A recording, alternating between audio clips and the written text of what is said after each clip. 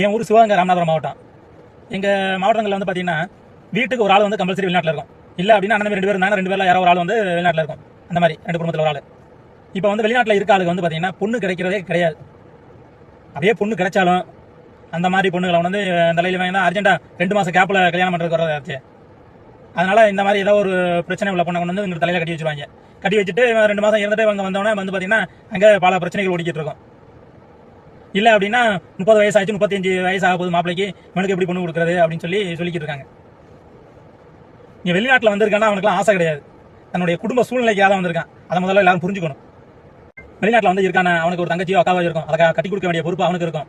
அதனால தான் வெளிநாட்டில் வந்து கிடக்கிறான். அதனால தான் வயசானாலும் 30 வயசானாலும் 32 வயசானாலும் தனக்குள்ள ஒரு கடமையை வந்து நம்ம செய்யணும், குடும்பத்துக்காக செய்யணும் அப்படின்னு சொல்லிட்டு அவன் வாழ்வை வந்து அர்ப்பணிச்சுக்கிறான். அதை வந்து யாருக்கும் தெரியறது கிடையாது. என்ன மாப்பிளைக்கு 33 வயசாயிடுச்சு, 31 வயசாயிடுச்சு அப்படின்னு சொல்றது.